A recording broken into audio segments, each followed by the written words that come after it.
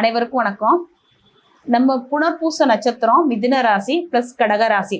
இந்த புனர்பூச நட்சத்திரத்துல பிறந்தவங்களுடைய வாழ்க்கையில எப்படி ஒரு முன்னேற்றத்தை நம்ம பெறலாம் அப்படின்றத நம்ம பார்க்க போறோம்.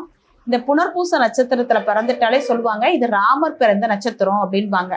அப்ப மிதுன ராசிக்கு ஒரு பலன் கிடைக்கும், கடக ராசிக்கு ஒரு பலன் கிடைக்கும். ஆனா ரெண்டு பேருக்குமே ஒரு நல்ல நிகழ்வுகள் நடக்கக்கூடிய ஒரு தருணங்கள் உண்டு. ரெண்டு பேருமே வாழ்க்கையில மிகப்பெரிய போராட்டத்தை நீங்க நல்லா சந்திச்சுதான் வாழ்க்கையில முன்னேறதுக்கான வாய்ப்புகள் உண்டு. சரிங்களா? மேக்சிமம் பாத்தீங்கன்னா இந்த புனர்பூச நட்சத்திரத்துல பிறந்தவங்க ஒண்ணு கணவன் மனைக்குள்ள நிறைய கருத்து வேறுபாடு, சண்டை சச்சரவு, பிரிவினைன்னு ஒண்ணு வந்திருக்கும்.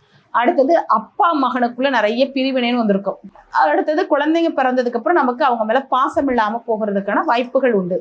அப்ப இவங்களுடைய வாழ்க்கை எப்படி இருக்குன்னு தெரிஞ்சுக்கிட்டீங்கன்னா நீங்க அதுக்கு தகுந்த மாதிரி பேலன்ஸ் பண்ணலாம். ஏன்னா உங்களுக்கு தலை விருச்ச மரமே பார்த்தீங்கன்னா மூங்கில் தான். சரிங்களா? அப்ப மற்ற விவசாயிகள்லாம் பயிரிடுறப்ப பார்த்தீங்கன்னா உதாரணத்துக்கு மாங்காய் மரம் பயிரிடுறாங்க. அப்ப அந்த மாமரம் பார்த்து மூங்கில் கிட்ட சொல்லிச்சான், பாரு உன்னையும் தான் பயிரிட்டு இருக்காங்க, விதைச்சிருக்காங்க, என்னையும் தான் விதைச்சிருக்காங்க. ஆனா என்ன விதைச்சு கொஞ்ச நாட்கள்லயே நான் நல்லா வளர்ந்து பழம் கொடுக்குறேன், சுவையான கனிகளை கொடுக்குறேன், எவ்வளோ பயன்படுறேன். ஆனா நீ மட்டும் இன்னும் பயனே இல்லாம இருக்க அப்படின்னு இந்த மாமரம் மூங்கில் மரத்திட்ட சொன்னிச்சுங்களாம். சரிங்களா? அப்போ மூங்கில் மரம் என்ன பண்ணுச்சுங்களாம், மன வேதனைப்பட்டுச்சான். ஆனா அது என்ன பண்ணுச்சு, தன்னோட தன்னம்பிக்கை மட்டும் அது விடவே இல்லை. சரிங்களா? அப்போ அது நல்லா வேரூண்டி வளர்றதுக்காக நல்ல டைம் எடுத்துக்கிச்சு, நிறைய நாட்கள் எடுத்துச்சு. அப்போ கிட்டத்தட்ட ஒரு வருடங்கள் கடந்துருச்சு. பல வருடங்கள் போனதுக்கு அப்புறம் ஒரு சூறாவளி காத்து வருது. அந்த சூறாவளி காத்து வந்த உடனே என்ன பண்ணுச்சுங்கன்னா அங்க இருக்க மாமரம் எல்லாம் அசைஞ்சு கீழே விழுந்துருச்சு, ஒடிஞ்சு போயிடுச்சு.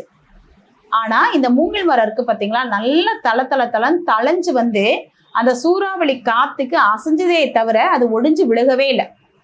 அப்போ அந்த மூங்கில் மரம் சொன்னிச்சான், பாத்தியா சூறாவளி வந்துருச்சு, இந்த சூறாவளியில நீ உடைஞ்சு போய் கீழே விழுந்துட்ட, ஆனா நான் மட்டும் பாரு தலை நிமிர்ந்து எடுக்கிறேன், நல்லா இருக்கேன் அப்படின்ச்சான்.